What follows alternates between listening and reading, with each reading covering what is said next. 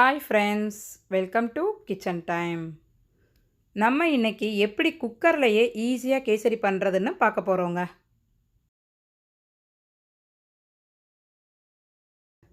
இதுக்கு 1 கப் ரவை எடுத்துருக்கிறேன், 2 கப் சர்க்கரை எடுத்துருக்கிறேன்,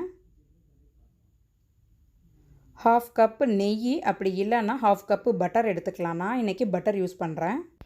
கொஞ்சம் முந்திரி, திராட்சை, ஏலக்காய் பொடி, ஃபுட் கலர் கொஞ்சம் எடுத்துக்கிறேன். ஒரு குக்கரில் நான் வச்சுருக்கிற 1/2 கப் பட்டரை போட்டு நல்லா உருக்கிக்கணுங்க. ஒரு 5 நிமிஷத்தில் அந்த பட்டர் நல்லாவே உருகிடும். முதல்ல இப்படி நுரையாக தான் வரும். கொஞ்ச நேரத்தில் நுரையெல்லாம் நின்னதுக்கு அப்புறமா நமக்கு பட்டர் ரெடி ஆகிடும். இந்த நுரையெல்லாம் நின்றுச்சு. இப்போ நல்லாவே பட்டர் ரெடி ஆகிடுச்சு. இதில் இப்போது நம்ம எடுத்து வச்சுருக்கிற முந்திரி திராட்சையை போட்டு நல்லா வறுத்துக்கலாம். அது நல்லா ப்ரௌன் கலர் வறுபட்டுற வரைக்கும் வெயிட் பண்ணுங்கள். நல்லா ப்ரௌன் கலர் ஆனதுமே நம்ம எடுத்து வச்சுருக்கிற ரவையை அதில் கொட்டி நல்லா வறுத்துறணும். அடுப்பை மீடியம் ஃப்ளேமில் வச்சு ரவையை நல்லா நம்ம வறுத்து எடுத்துக்கிறணும். இப்போ ரவை வறுத்துட்டு இருக்கும்போதே இன்னொரு அடுப்பில் ஒரு பாத்திரத்தில் 3 கப்பு தண்ணி ஊற்றிக்கோங்க. 3 கப் தண்ணி ஊற்றி நம்ம எடுத்து வச்சுருக்கிற 2 கப் சுகர் அதில் ஆட் பண்ணுங்கள். சர்க்கரை நல்லா கரைஞ்சதுக்கு அப்புறமா நம்ம வச்சுருக்கிற ஃபுட் கலரையும் ஏலக்காய் தூளையும் போட்டு தண்ணி நல்லா கொதிக்கிற வரைக்கும் வெயிட் பண்ணுங்கள்.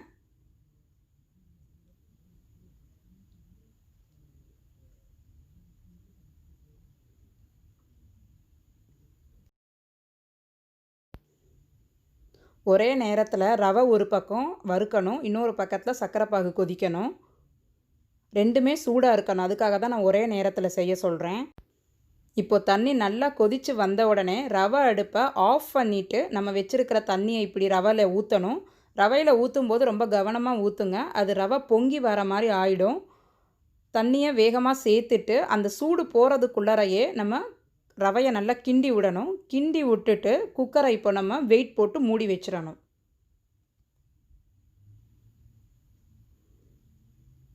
குக்கர் மூடிட்டு அது மேலே வெயிட் வச்சிடணும். இப்போ ஒரு 20 மினிட்ஸ் நம்ம வெயிட் பண்ணணும். 20 மினிட்ஸ் கழித்து நம்ம குக்கரை திறந்து பார்க்குறோம். பாருங்கள், இப்போ நம்ம கேசரி ரொம்ப நல்லா வந்திருக்குது. இது கொஞ்சம் கட்டியாக இருக்கிற மாதிரி தான் இருக்கும். நம்ம லைட்டாக ஒரு கிண்டு மட்டும் நல்லா கிண்டிக்கிறணும். நல்லா அந்த கட்டியெல்லாம் அமுக்கி கிண்டிக்கிட்டிங்கன்னா நமக்கு சாப்பிட்றதுக்கு இப்போது கேசரி நல்லா ரெடி ஆகிடும். இந்த மாதிரி கட்டியாக இருக்கும். நல்லா அதை அமுக்கி கிண்டிக்கிறணும். அவ்வளோதாங்க, இப்போ நம்ம கேசரி ரெடி ஆகிடுச்சு. குக்கரில் வைக்கிறதுனால நம்ம ரொம்ப நேரம் கிண்டுறதுக்கு வேலை இருக்காது. நம்ம வேறு ஏதாவது ஒரு வேலை செஞ்சிட்டு இருக்கும்போது கூட அடுப்பில் நம்ம இதை ஆன் பண்ணி செய்து வச்சுட்டு குக்கரை ஆஃப் பண்ணி வச்சுட்டோன்னா கொஞ்சம் நேரத்தில் நமக்கு சாப்பிட்றதுக்கு நல்ல டேஸ்ட்டான கேசரி ரெடி ஆகிடுங்க. நீங்களும் இதே மாதிரி கேசரியை செஞ்சு பார்த்து அது உங்களுக்கு எப்படி வந்துச்சுன்னு எனக்கு கமெண்ட் பாக்ஸில் கமெண்ட் பண்ணுங்கள். தேங்க்யூ.